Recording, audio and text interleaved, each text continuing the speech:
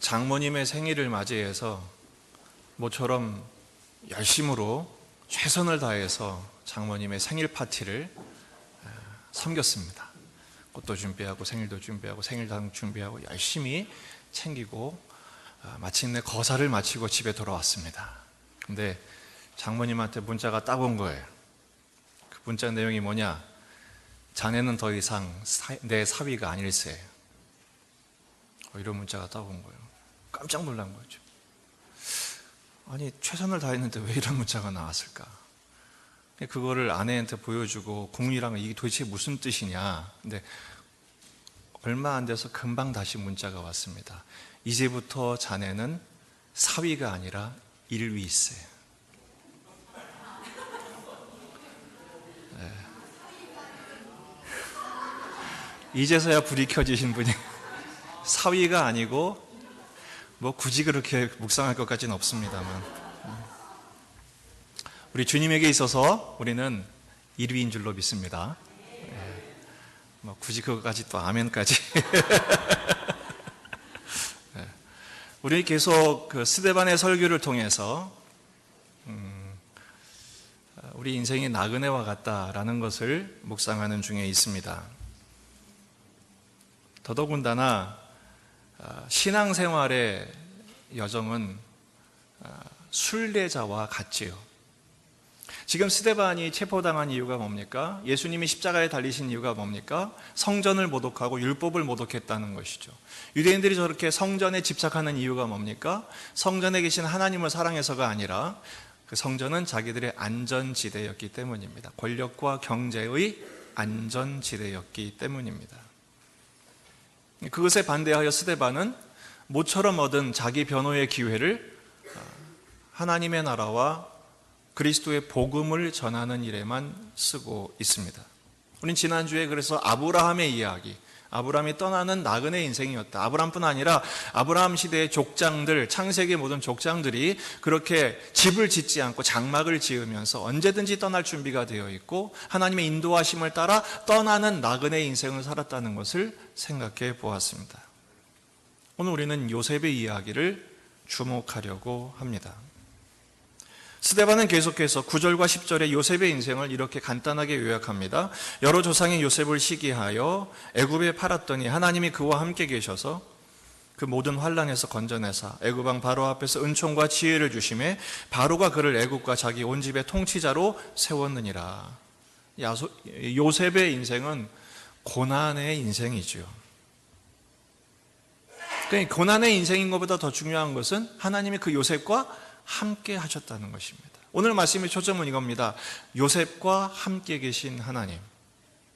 여러분, 요셉과 함께 계신 하나님이 오늘 우리와 함께 계신 줄로 믿습니다. 우린 요셉의 인생을 매우 귀감 삼으려고 합니다. 신앙의 좋은 모델로 귀감 삼으려고 해요. 왜냐하면 총리가 되었기 때문이죠. 그러나 본문 말씀은 요셉이 총리된 것에 크게 초점을 두지 않고 있습니다. 요셉이 훌륭한 모델도 아니라고 이야기합니다. 우리는 요셉에 대해서 우리 아이들에게 가르칠 때 요셉은 비전의 사람이어서 꿈을 꾸어서 너희들도 그 꿈을 잃지 않으면 꿈을 이루게 돼. 요셉은 끝까지 믿음을 잃지 않았어. 우리도 그렇게 해야 해. 라고 이 말씀을 교훈 삼으려고 하지만 성경은 굳이 그렇게 말하고 있지 않는 것 같습니다. 왜냐하면 정말 하나님이 함께 하셨다면 하나님은 그토록 고통스러운 삶의 현장으로 왜 요셉을 내버려 두셨을까요? 왜 막아주지 않으셨을까요? 정말 하나님이 함께 하셨다면 막아주셔야죠. 형들이 팔지 않도록. 형들이 막 팔려고 그럴 때 천둥이 떨어진다든지 번개가 친다든지 혹은 억울한 누명을 뒤집어 썼을 때 하나님이 막아주시거나 그렇게 했어야 되는데 그렇게 하지 않았다는 것입니다. 여러분, 굳이 총리를 만들 때 꼭 그런 코스로만 총리를 만드셔야만 했을까요? 생각해 보세요. 총리 만드는데 더 근사한 스케줄이 있지 않겠어요? 이왕이면 멋지게 엘리트 코스로, 제가 아는 누가 알려준 코스가 있어요. 유치원은 여기 나와야 되고 초등학교는 여기 나와야 되고 무슨 고등학교 나와서 어떤 고등학교 대학 나오고 그리고 어떤 직장 들어가서 혹은 뭐 고시를 패스해서 엘리트 코스로 스카이캐슬 전적으로 저를 믿으셔야 합니다. 그래가지고 끌고 올라가서 그렇게 만들어내면 얼마나 근사해요. 얼마나 멋지고 폼나고. 근데 성경에서는 그런 이야기가 전혀 나오지 않습니다. 하나님은 오히려 요셉을 정말 애들 말로 개고생을 시키시죠. 왜 그럴까요? 요셉은 총리가 되어서 훌륭한 것이 아니라, 요셉이 믿음이 훌륭해서 모범이 되는 것이 아니라, 성전이 그들의 안전지대가 아닌 것처럼 이 세상에 어떤 안전지대도 없다는 것을 깨닫게 하시는 것입니다. 중요한 것은 어디에 있는가가 중요한 것이 아니라 그 요셉과 함께 계신 하나님께 초점을 맞추고 있다는 점을 놓치지 말아야 합니다. 왜 하나님께서는 굳이 요셉을 그토록 어려움에 방치해 놓으셨을까요? 아니, 심지어는 끌고 가신 것 같아요. 왜 그렇게 하셨을까요? 하나님의 사람으로 만들기 원하셨기 때문입니다. 따라합시다. 하나님의 사람을 만들어내시는 하나님. 요셉은 처음부터 하나님의 사람은 아니었습니다. 요셉이 선택된 것은 훌륭하세가 아니에요. 창세기 37장 3절 이하의 말씀을 보면 요셉의 모습은 이랬습니다. 요셉은 노년에 얻은 아들이므로 이스라엘이 아버지가 여러 아들들보다 그를 더 사랑함으로 그를 위하여 채색옷을 지었더니, 채색옷은 아무나 입히지 않습니다. 일종의 세자의 용포 같은 것입니다. 그의 형들이 아버지가 형들보다 그를 더 사랑함을 보고 그를 미워하여 그에게 편하게 말할 수 없었더라. 요셉이 꿈을 꾸고 자기 형들에게 말하며 그들이 그를 더욱 미워하였더라. 형제들에게 미움의 대상이었어요. 미운 털이 단단히 박힌 것이죠. 왜 그렇습니까? 아버지의 편애의 대상이었기 때문에. 잘못한 거죠. 야곱이 잘못한 거죠. 유독 요셉만 사랑했으니까요. 그것 때문에 요셉은 미움의 대상이었고 실제로 미운 짓을 그렇게 했어요. 왜? 형들이 무슨 짓을 했는지에 대해서 맨날 가서 고자질하고 아버지한테 이르고, 그러니까 형들조차도 이 요셉 앞에서는 함부로 말을 못하는 거예요. 불편한 존재였죠. 더구나 요셉이 꿈을 꿨잖아요. 볕단들이 막 자기한테 절하는 꿈, 해와 달과 별들이 자기한테 절하는 꿈, 그거를 요셉은 담아두지도 않고 막 떠들고 자랑하고 유세를 떨었다는 것이죠. 당시 요셉의 나이가 17살입니다. 그래서 청소년 시기 중에서도 어느 정도 생각과 그리고 철이 들만 할 때임에도 불구하고 당시로서는 17세는 결혼을 하고 아이를 낳을 수 있는 시기였으니까요. 그러나 여전히 요셉은 자기만 아는, 자랑만 떠는 철부지에 불과했다는 것입니다. 그런 상태에서 어떻게 하나님께서 이 요셉을 사용하실 수가 있겠습니까? 그때부터 요셉은 3번 버림을 받습니다. 오늘 이 3번 버림받는 이야기를 하려고 합니다. 첫 번째, 누구한테 버림받았죠? 형제들에게 버림을 받습니다. 하나님이 막아주지 않으셨습니다. 그래서 팔리죠. 원래는 죽어야 되는데, 죽이려고 그랬는데 죽이는 것은 막으셨어요. 하지만 파는 것은 안 막으셨어요. 그래서 상인들에게 팔렸고, 누구에게 팔립니까? 애굽의 시위대장 보디발에게 팔립니다. 하나님께서 팔리는 건 안 막아주셨는데 그 요셉과 함께 하셨다는 거예요. 39장 2절에 3절입니다. 여호와께서 요셉과 함께 하심으로, 이때가 팔렸을 때입니다. 노예가 되었을 때죠.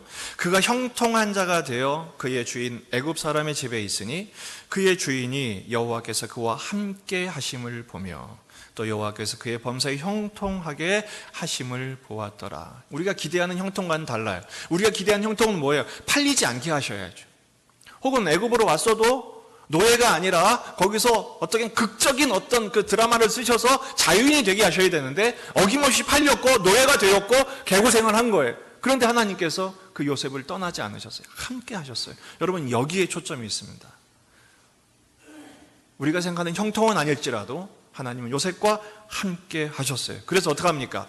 그 집안의 노예 출신이, 신참 노예가 그 집안의 매니저가 된 거예요. 살림을 다하게 하시죠. 근데 또 한 번의 버림을 당하게 됩니다. 그때가 언제입니까? 주인 마님이 요셉을 보니까 용모가 아담하더라 그래서 준수했던 것 같아요.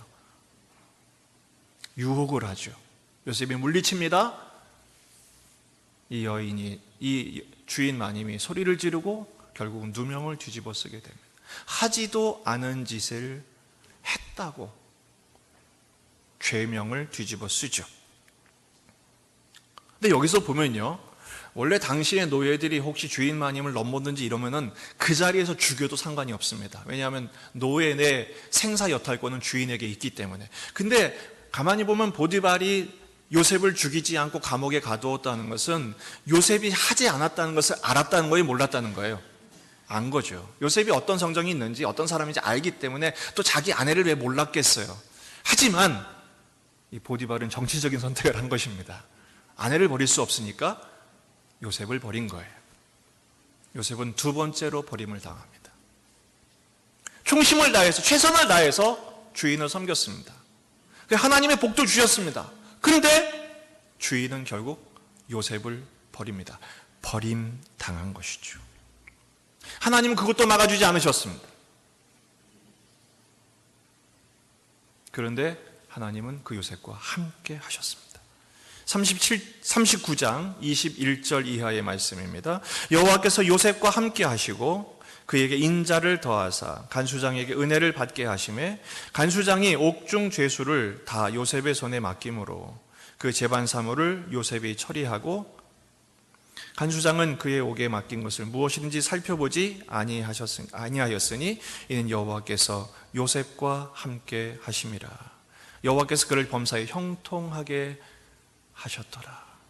감옥에 가는 것을 막아주진 않으셨는데 그 감옥에게까지 우리 하나님은 함께 가셔서 거기서도 하나님이 인도하심을 체험하게 하십니다. 여기서 우리는 중요한 걸 깨닫게 됩니다. 요셉이 어디 있느냐가 중요한 것이 아니라 요셉이 어디 있든지 하나님이 함께 하신다는 것. 여러분, 우리가 어디에 있든지 주님은 거기서 우리와 함께 계신 줄 믿습니다. 여러분, 왕궁에 있다고 할지라도 홀로 된다면 그것보다 큰 벌은 없습니다. 그게 오히려 저주죠. 그러나 어디 있다 할지라도 하나님이 함께 계셔서 우리를 지키시고 계시다는 것이 정말 중요한 것입니다. 좀 더 나가볼까요? 요셉은 또 버림을 받습니다. 그 감옥에서 또 하나님이 함께 하셔서 은혜를 주셔서 감옥 생활도 할 만했어요.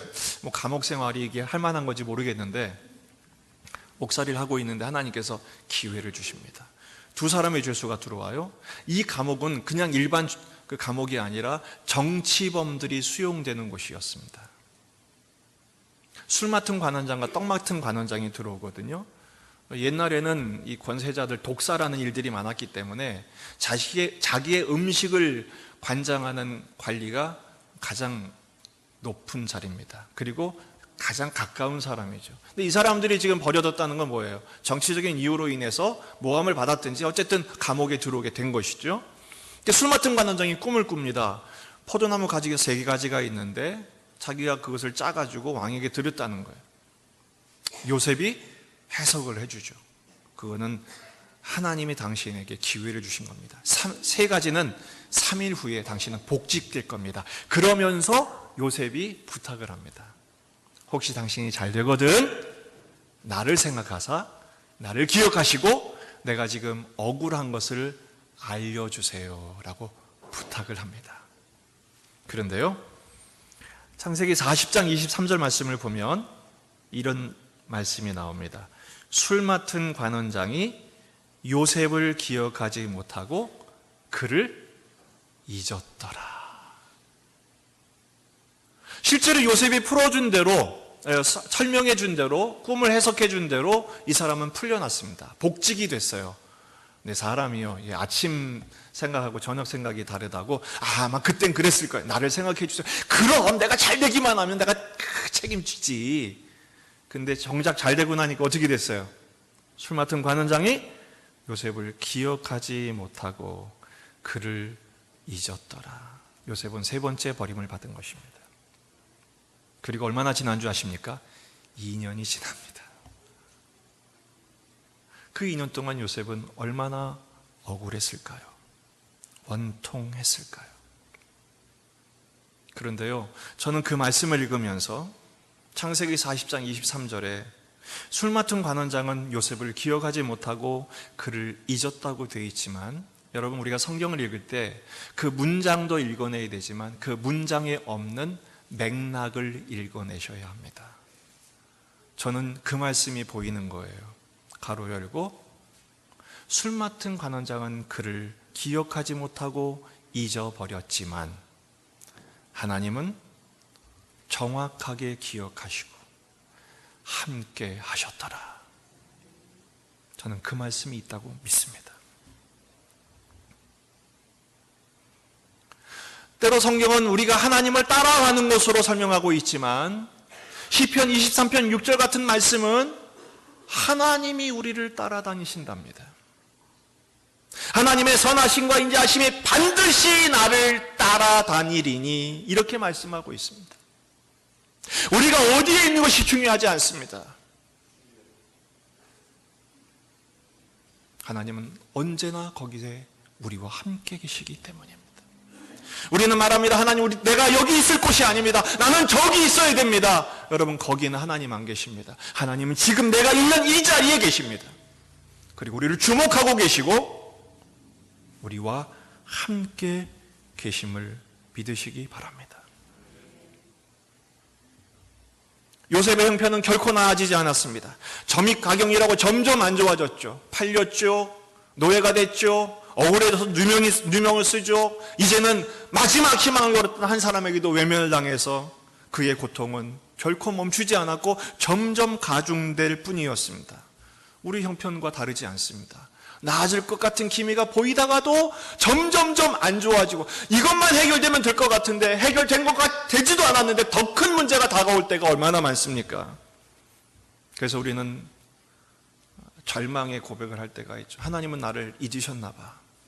하나님은 나를 버리셨나 봐. 나는 외톨이야. 그건 사탄의 음성입니다. 명심하십시오. 하나님은 거기 계십니다. 우리와 함께 계십니다. 반드시 함께 계시며 어려울수록 더 적극적으로 개입하시고 인도해 주실 줄 믿습니다. 여러분, 엄마들이 아이들을 키울 때요, 엄마들은 제3의 눈이 있는 거 아십니까? 아빠들은 잘 못 느끼는 건데요, 그게 뭐냐, 애들이 위험한 형편에 놓여 있으면 초능력이 발휘됩니다. 엄마들은요, 그렇잖아요. 이 와이파이보다 더, 와이파이 안테나가 끝까지 차가지고 특별히 아이들이 위기에 놓여 있을 때는 더 긴장하는 것처럼, 그리고 무슨 일이 있으면 언제든지 어디서나 짠하고 나타나 아이를 구출하는 것처럼 하나님은 그보다 더 뭐로 설명해야 되나요? 초감각 센서를 장착하셔서 우리와 함께 계셔서 한치의 오차도 없이 우리를 지키시고 보호하시고 인도하시고 역사해 주실 줄로 믿습니다. 우린 나그네입니다. 하지만 나그네의 여정이 외롭지만 않은 것은 우리와 함께 계신 동반자인 하나님이 전능하신 창조주요, 온 우주의 섭리자요, 주권자이시라는 것에 있습니다.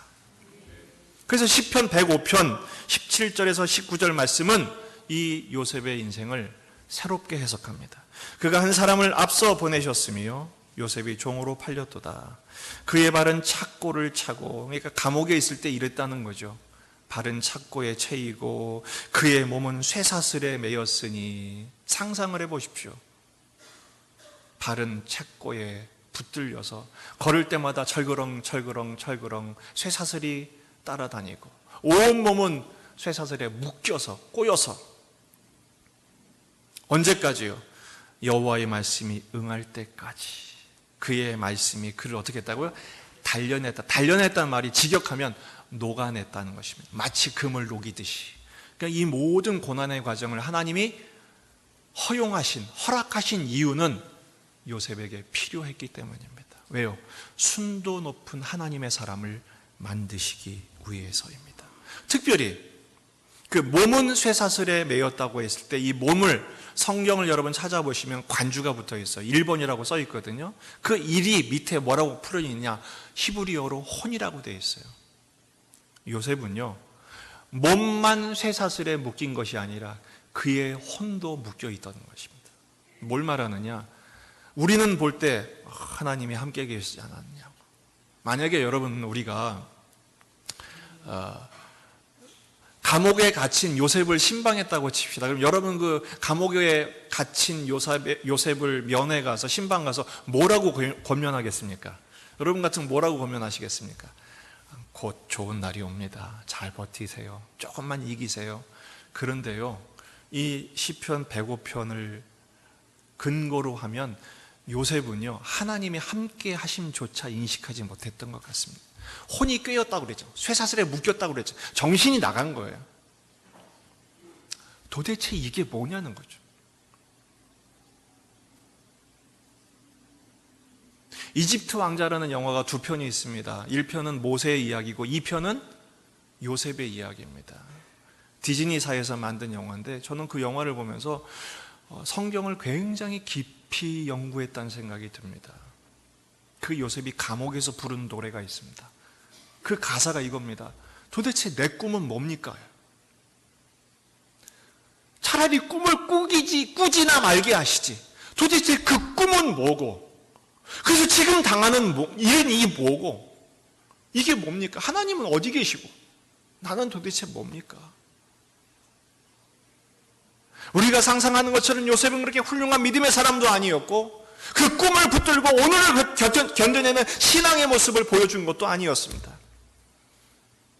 단지 하나님이 그와 함께 하셨고 그의 인생에 개입하셨고 이끌고 가셨어요. 아마 매일같이 하나님 감사합니다, 오늘도 살았습니다, 오늘도 영광입니다, 그렇게 하지 못했던 것 같아요.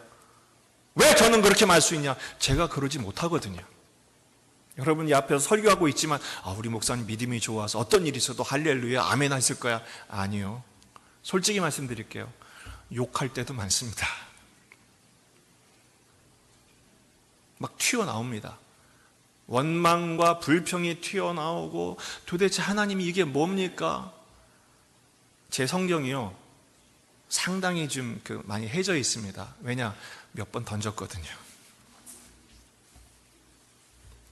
에이, 이게 도대체 뭐야?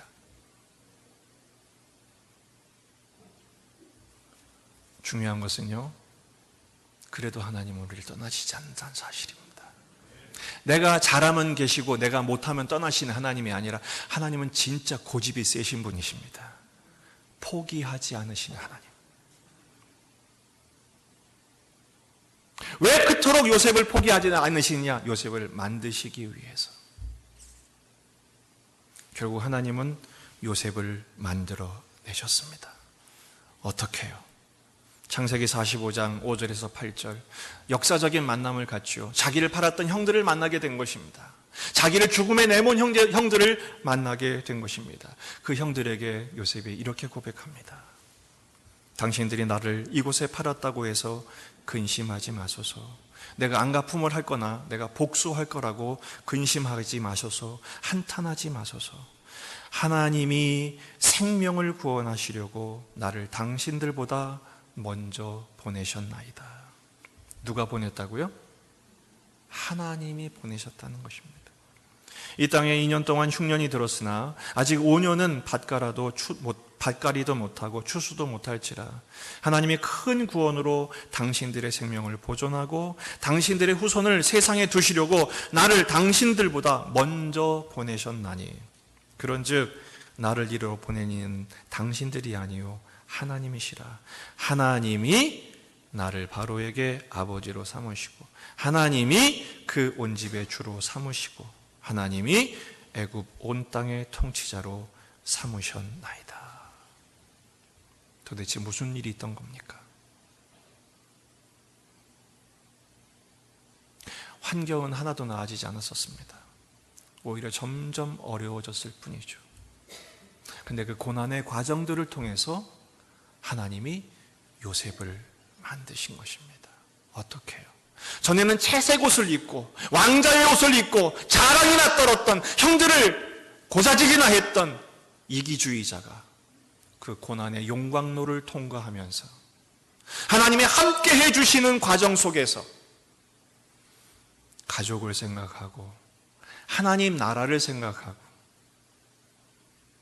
하나님의 마음을 가진 사람으로 변화될 수 있었던 것입니다. 전에는 자기가 꾼 꿈을 자랑하면서 그 꿈이 무슨 내용인지도 알지 못한 채 자랑이나 떨었던 사람이 그 고난의 거듭되는 용광로의 과정을 통해서 그 꿈의 의미를 해석하게 되고 마침내 그 비전을 이루어내는 하나님 나라의 일꾼으로 바뀔 수 있게 되었기 때문입니다. 그것은 단 한 단어로 표현할 수 있습니다. 집을 나왔기 때문입니다. 나그네가 되었기 때문입니다. 요셉이 만약에 평생 집안에서 아버지의 편애를 받으면서 채색 옷을 입고 살았다면 이런 하나님의 마음 알지조차 못했을 것입니다. 꿈을 꾸었어도 그 꿈은 개꿈으로 끝나고 말았을 것입니다. 그러나 하나님이 그 집에서 그를 억지로 팔리는 과정을 통해 집을 나오게 하셨고 종살이와 옥살이의 과정을 통해서 하나님은 자신의 개인적인 문제를 해결하는 정도의 인생이 아니라 온 가족을 책임지고 당시의 이집트와 모든 제국과 그리고 가나안에 이르기까지 굶어 죽을 수밖에 없는 영혼들을 먹여 살리는 하나님의 도구로 사용될 수 있었다는 것입니다. 여러분, 세상에 의미 없는 고통은 없습니다. 하나님이 함께 계신다면 거기에 가장 큰 의미와 비전이 있는 것입니다. 내가 어떤 형편에 놓여 있는지가 중요하지 않습니다. 하나님이 함께 계심이 가장 중요합니다. 그 점에서 오늘 본문에 나오는 요셉은 다름 아닌 우리들이어야 합니다. 놀라운 것은 이 요셉은 예수님의 그림자였습니다. 요셉이 3번 버림받죠. 예수님도 3번 버림받습니다. 3년 반 동안 그토록 사랑하셨던 제자들에게 버림받고요. 베드로가 버리잖아요. 그리고 얼마나 많은 혜택을 줬습니까? 병도 낫게 해줘, 귀신도 나가게 해줘, 먹여줘, 살려줘. 예수님이 그 많은 기사와 표적으로 얼마나 많은 사람들을 복되게 했습니까? 그 군중들에게 예수님은 버림당하십니다. 가장 결정적인 버림, 엘리 엘리 라마 사박다니. 가장 사랑하는 아버지로부터 예수님은 버림을 당하십니다.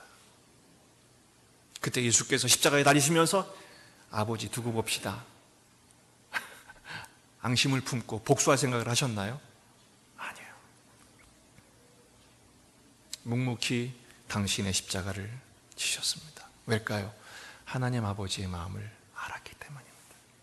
하나님 아버지의 구원의 비전을 보았기 때문입니다. 예수님의 사명은 십자가를 지시는 것을 아셨기 때문입니다.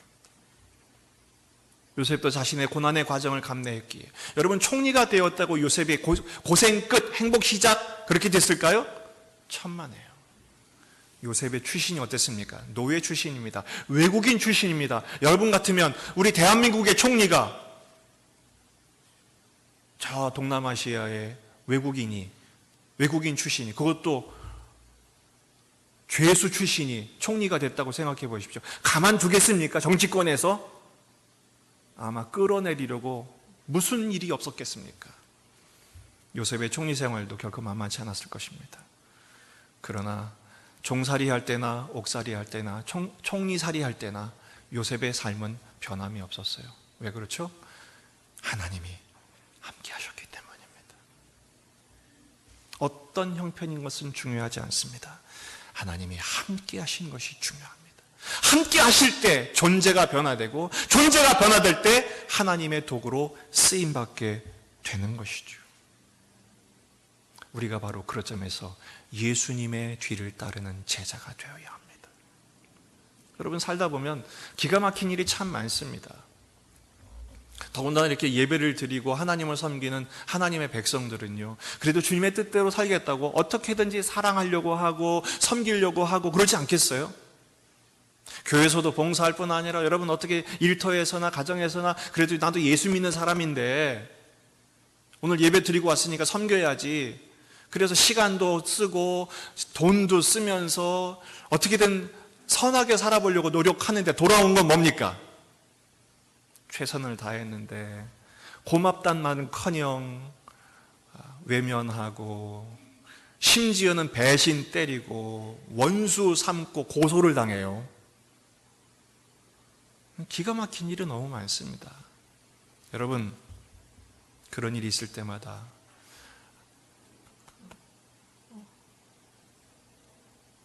원망스러운 마음, 갚아주고 싶은 마음, 원통한 마음이 생기는 것은 당연한 일입니다. 여러분, 그러나 그때 명심하셔야 됩니다. 우리는 버려진 것이 아니라 주님이 버림당하게 하신 것입니다. 그리고 그보다 더 중요한 게 있습니다. 거기에 주님이 함께 하십니다. 우리와 함께 하셔서 하나님의 뜻을 이루실 것입니다.